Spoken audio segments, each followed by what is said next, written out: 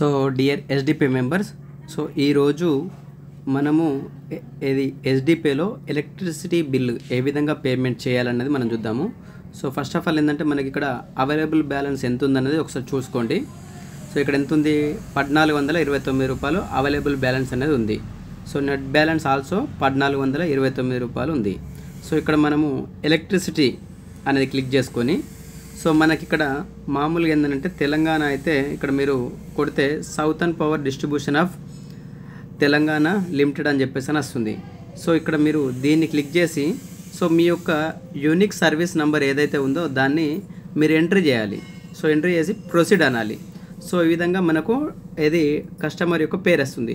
So already నేను గతంలో కూడా దీన్ని పేమెంట్ చేశాను కాబట్టి, సో ఇక్కడ నాకు ఆల్రెడీ నేను క్లిక్ చేయగానే southern power distribution of Telangana, so ఇది యూఎస్సి నంబర్ ఏదైతే ఉందో అది. సో ఇక్కడ నేను యూజింగ్ వాలెట్ బ్యాలెన్స్ అని ఉంది కదా, ఎస్డిపి వాలెట్, దాన్ని యూజ్ చేసేసి 231 రూపాయి నేను పేమెంట్ చేస్తున్నాను. సో పే అనగానే మనకి ఇక్కడ పిన్ నెంబర్ అనేది అడుగుతుంది. సో పిన్ నెంబర్ కొట్టగానే మన అకౌంట్లోకి వెళ్ళేసి సో ఆ అమౌంట్ అనేది డిడక్ట్ అవుతుంది. So your southern power distribution of Telangana payment will be your bill payment successfully. So ఇక్కడ సక్సెస్ఫుల్ అయింది. సో దీన్ని మీరు కావాలంటే స్క్రీన్ షాట్ కూడా తీసుకోవచ్చు.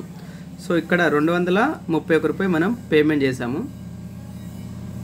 సో మనకు ఆల్రెడీ కట్ అయినట్టు మెసేజ్ వచ్చింది. సో ఇక్కడ మనం హిస్టరీలో చూస్తే ₹4.61 క్యాష్ బ్యాక్ అనేది రావడం జరిగింది.